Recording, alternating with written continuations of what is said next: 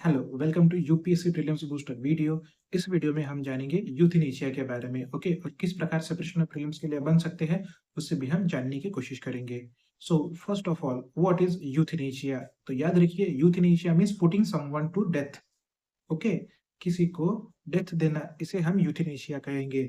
अब ये यूथनेशिया दो प्रकार का हो सकता है, एक एक्टिव यूथनेशिया, दूसरा पैसिव यूथनेशिया। अब इन दोनों में डिफरेंस क्या है? तो याद रखिए, एक्टिव यूथनेशिया में हमें एक्टिव इंटरवेंशन दिखता है किसी पर्सन की लाइफ को एंड करने में। ओके, वो पर्सन को पता होता है कि he has been euthanised, means he has been put to death, उसे मृत्यु दी जा रही है, उसे ये पता होता है। सेकंड, पैसिव यूथनेशिया में उसे पता नहीं होता, बट उसे हम डेथ देते हैं। ओके, तो ये दोनों का मेन फर्क है। एक इसमें जिसे डेथ दी जा रही है उसे पता है, और दूसरे सिचुएशन में मीन्स पैसिव यूथनेशिया में उसे डेथ दी जा रही है, यह उसे पता नहीं है।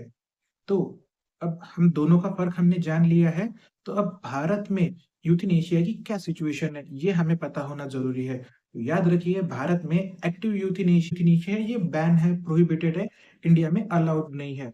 बाकी कंट्रीज़ में अलाउड होगा, जैसे लीथल इंजेक्शन वगैरह देकर, इलेक्ट्रोक्यूट करके उन्हें डेथ दी जाती है, तो वो इंडिया में अलाउड नहीं है। इंडिया में active euthanasia means helping him to die, ये अलाउड नहीं है। बट पैसिव यूथनेशिया इंडिया में अलाउ किया जाता है, और पैसिव यूथनेशिया को ही हम समवॉट मर्सी किलिंग भी कहते हैं। अब पैसिव यूथनेशिया कौन से केस में दिया जाएगा, यह भी हमें पता होना चाहिए। तो याद रखिए, पैसिव यूथनेशिया ये ज़्यादा तौर पर हमें मेडिकल फील्ड में इस्तेमाल किया जाता दिखता है।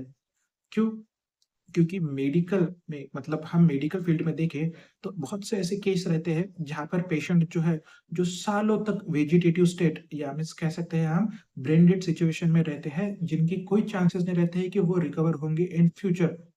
तो उस वक़्त उन्हें जो पेन हो रहा होगा XYZ, तो उससे उन्हें रिलीव करने के लिए उन्हें डेथ दी जाती है। That is called mercy killing. Okay, we are putting him death to relieve him from suffering. तो सफरिंग से दूर करने के लिए उन्हें डेथ दी जाती है। That is called mercy killing, and it is in India allowed in some cases. Okay, exceptional case में ही इंडिया में पैसिव यूथनेशिया दिया जा सकता है। ऐसा सुप्रीम कोर्ट द्वारा कहा गया था उनके जजमेंट में, जिस जजमेंट का नाम था Aruna Ramchandra Shanbaug versus union of India case 2011। Okay, इसमें सुप्रीम कोर्ट द्वारा कहा गया था कि एक्सेप्शनल केसेस में ही पैसिव यूथनेशिया दिया जाना इंडिया में हम अलाउ कर सकते हैं। ओके, मतलब वही, जिस स्टेट में पेशेंट रिकवर होने के कोई चांसेस नहीं है। ओके, ही विल ओनली, जो जिंदा है वो सिर्फ वेंटिलेटर या फिर लाइफ सपोर्ट से ही जिंदा है, उनके रिकवर होने के चांसेस नहीं। तो इस सिचुएशन में उनको हम मर्जी कर रहे हैं, उनको डेथ देकर, ऐसा हम समझ सकते हैं। तो इंडिया में पैसिव यूथनेशिया अलाउड है, बट एक्टिव यूथनेशिया अलाउड नहीं है। तो ये शाहनबाग केस एक।